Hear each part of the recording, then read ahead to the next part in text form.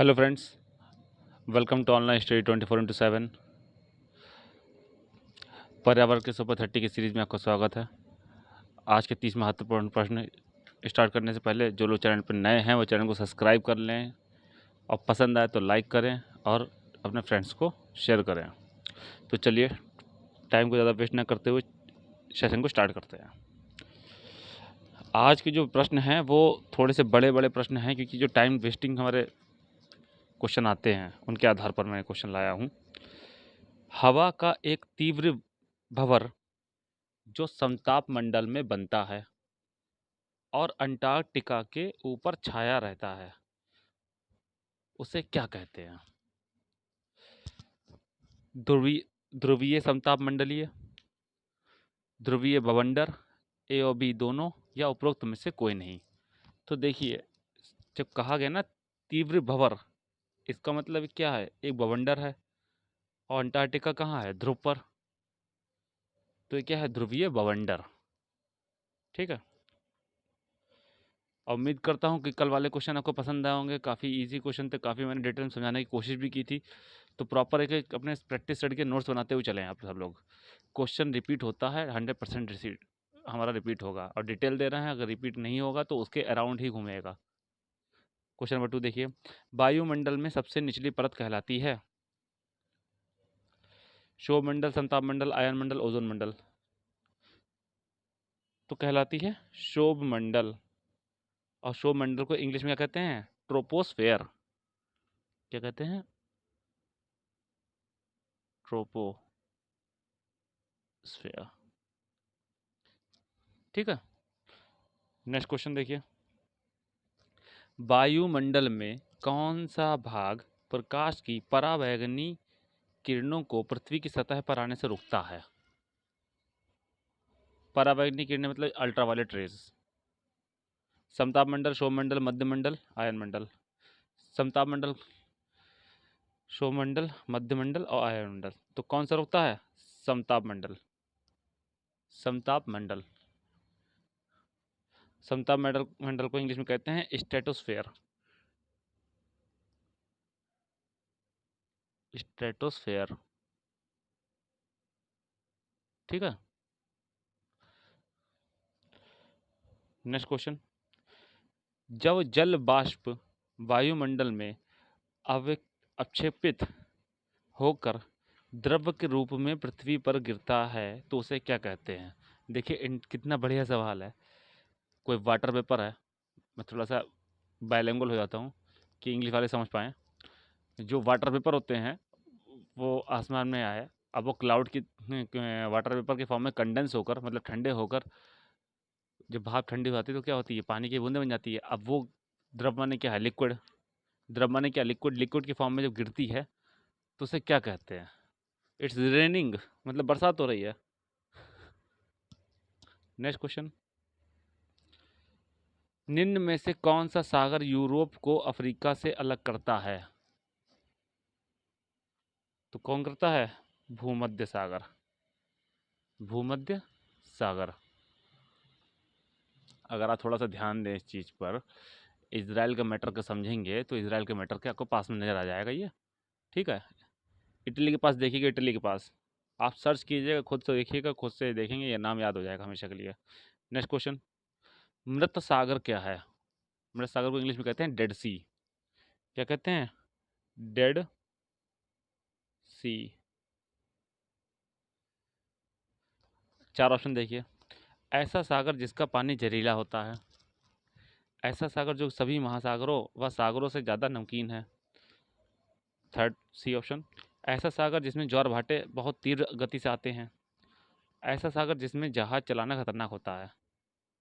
देखिए डेड सी का मतलब ये है, वो इतना ज़्यादा लवणीय होता है, इतना ज़्यादा नमकीन होता है, उसमें कोई डूबता नहीं है। जिसे कोई तैरना ना आता हो वो भी अगर जाए तो उसकी तरह उस पानी में एक नाव की तरह, एक इंसान भी एक नाव की तरह उस पर तैरेगा। ठीक है। क्योंकि वे सागरों महासागरों में सबसे ज़्यादा नमकीन है, इसलिए उसका नाम है डेड सी। नेक्स्ट क्वेश्चन, महासागरों में निम्न में से कौन सा लवण सर्वाधिक मात्रा में पाया जाता है? Magnesium sulphate, calcium sulphate, magnesium chloride या फिर सोडियम क्लोराइड। देखिए महासागर क्या होता है, नमकीन होता है, और जो हम लोग नमक खाते हैं उसका साल्ट नाम क्या होता है, सोडियम क्लोराइड। मतलब कि NaCl, आप लोग केमिकल फार्मूला भी याद करते हुए चलें जो इम्पोर्टेंट है। NaCl मतलब सोडियम क्लोराइड। नेक्स्ट क्वेश्चन, 70% पृथ्वी का तल ढका हुआ है, भूमि से, हवा से, जल से, कोयला से। तो ऑब्वियसली 70% क्या है हमारा, महासागर। नेक्स्ट क्वेश्चन, महासागर पृथ्वी पृष्ठ के अधिकांश जगह आवृत किया जो है लगभग।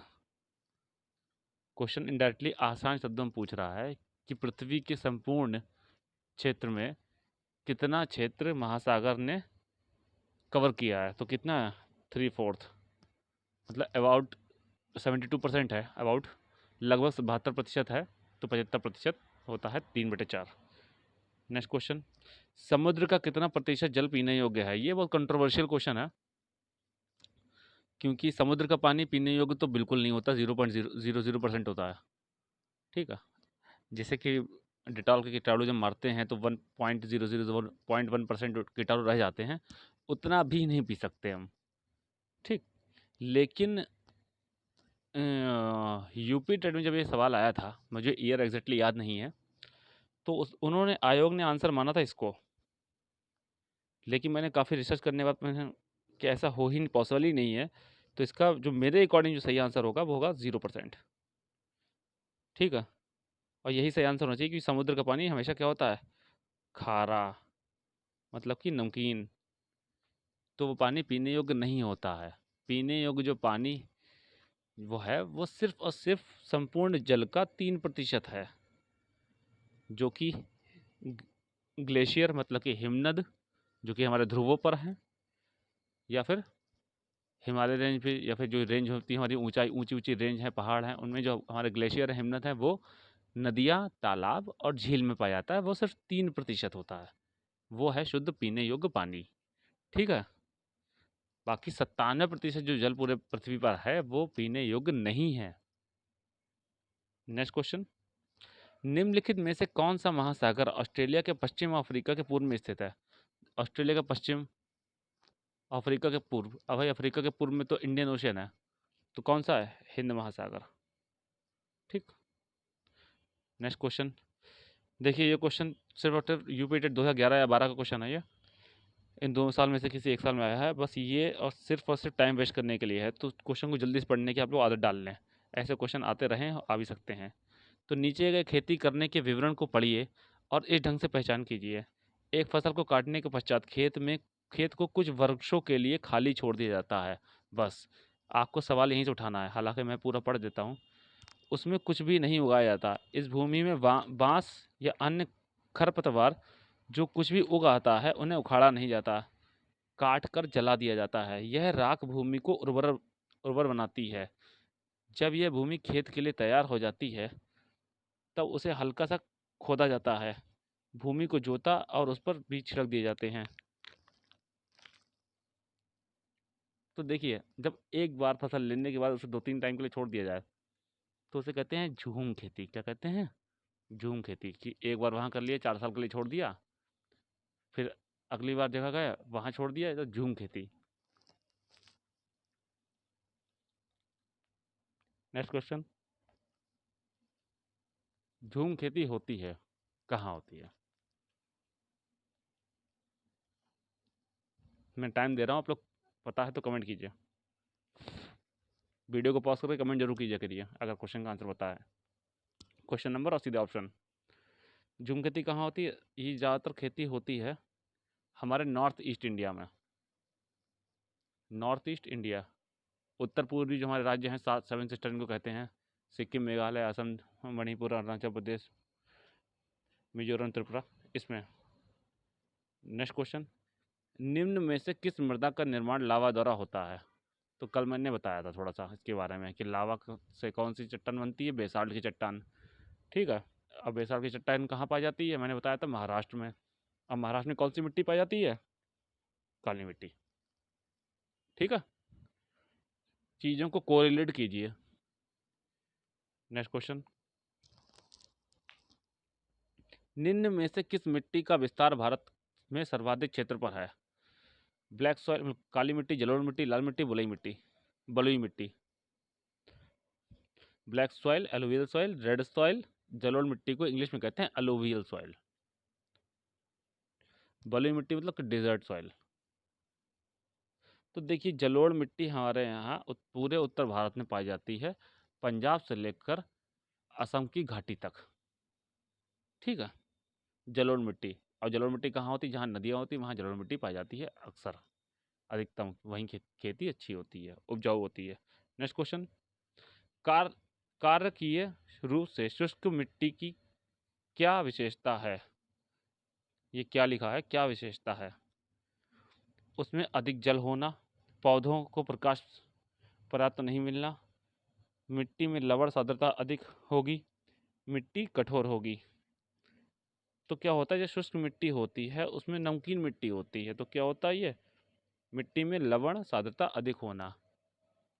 ठीक है। नेक्स्ट क्वेश्चन देखिए। कोई किसान उर्वरकों और कीटनाशकों का अधिक उपयोग करके अपने खेतों में बार बार धान की फसल उगा रहा है।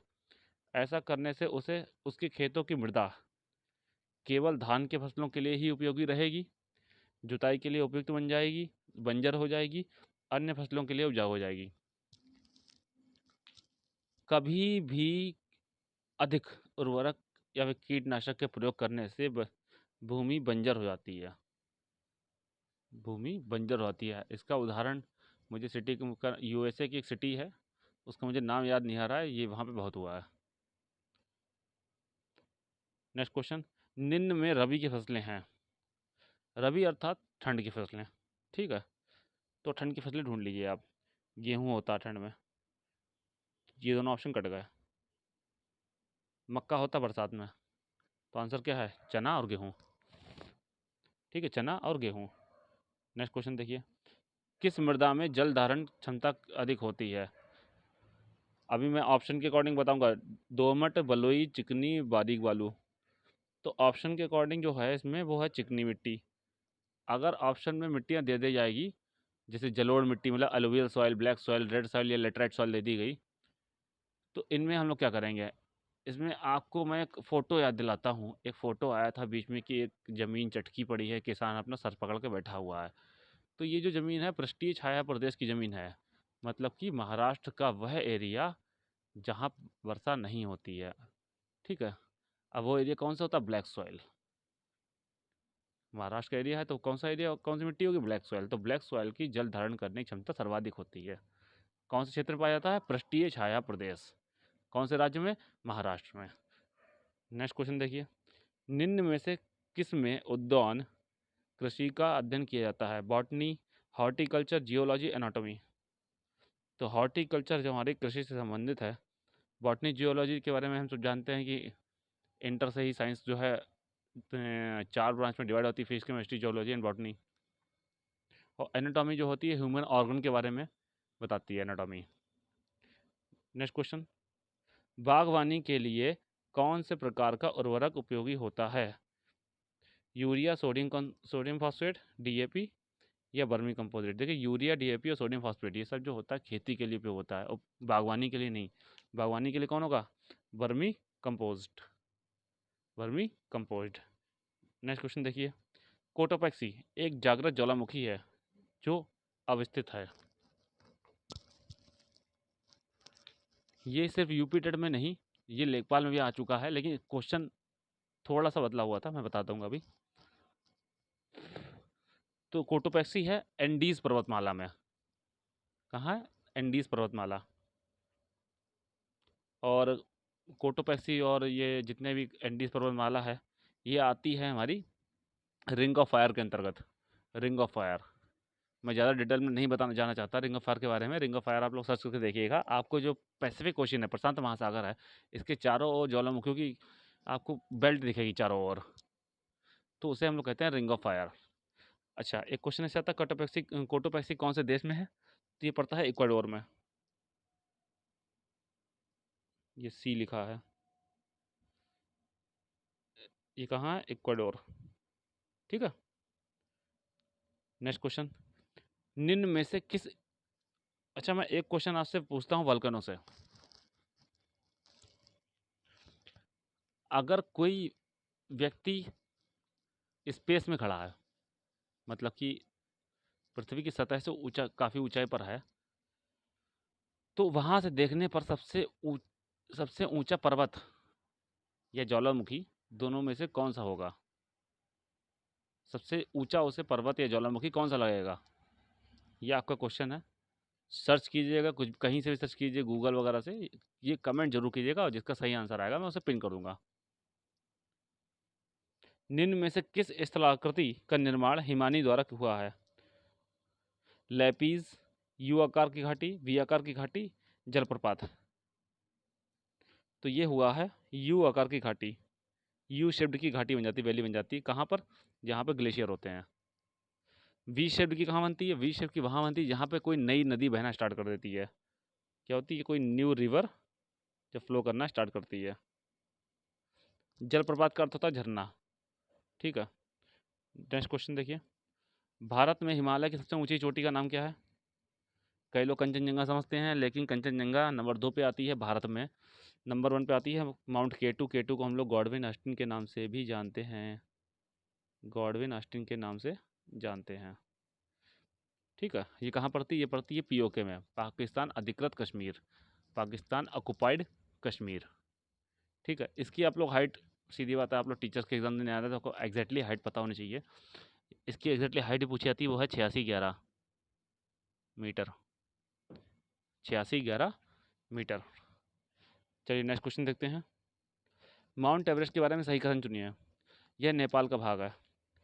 मैं छोट शॉर्ट में पढ़ लेता हूँ क्योंकि इसकी जो हाइट लिखी है वो कोई भी सही नहीं है। ना ये हाइट सही है, ना ये हाइट सही है, ना ये हाइट सही है, ना ये हाइट सही है। ठीक है, ये नेपाल का भाग है, ये भारत का भाग है, ये तिब्बत का भाग है, जम्मू कश्मीर का भाग है। तो माउंट एवरेस्ट इंडिया में नहीं है, ये नेपाल का भाग है। ठीक है, ये नेपाल का भाग है। अब आप लोग सोच रहे हो मैंने हाइट नहीं बताई, मैं हाइट बताऊंगा। एक क्वेश्चन डाला मैंने, मैं बताऊंगा ना। माउंट एवरेस्ट एक भाग है, अभी मैंने बताया कहाँ का? नेपाल का। Next question. इनमें से विश्व का सबसे ऊंचा पठार कौन सा है? दक्कन का पठार, मालवा पठार, छोटा नागपुर पठार या तिब्बत का पठार? तिब्बत का पठार। तिब्बत के पठार को हम लोग क्या कहते हैं? Roof of the world. Roof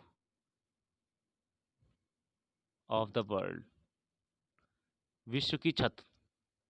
विश्व की छत कहा जाता है तिब्बत के पठार को। Next question.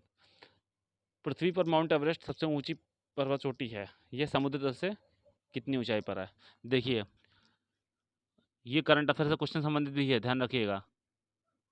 Most important question of the year.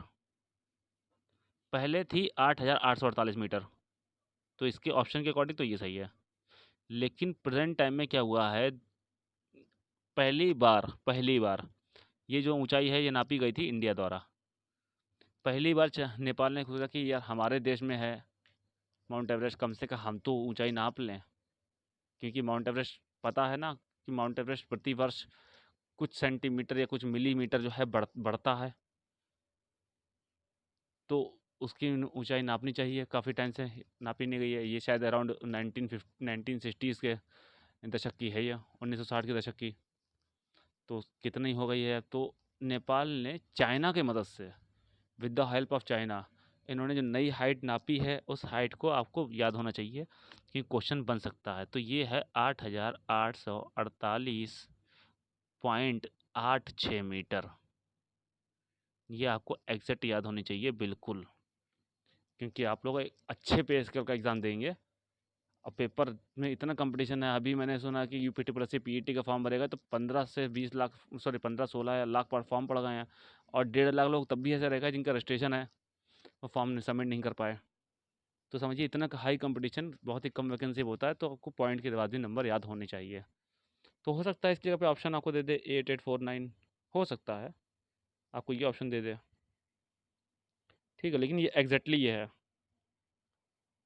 ठीक, नेक्स्ट क्वेश्चन देखते हैं। भारत के किस क्षेत्र में अधिक भूस्खलन की घटनाएं होती हैं? देखिए, अधिक भूस्खलन की घटना वहाँ होगी जहाँ पर पहाड़ का स्लोप होगा। अब पहाड़ का स्लोप कहाँ है सर्वाधिक? वो है हिमालय में। हिमालय। कई बर्फ़ की चट्टान से का भूस्खलन होता है। अभी हाल ही में कुछ महीने 2 से 3 महीने पहले उत्तराखंड में ऐसा हुआ था। नेक्स्ट क्वेश्चन देखिए, और ये आज का आखिरी सवाल है हमारा।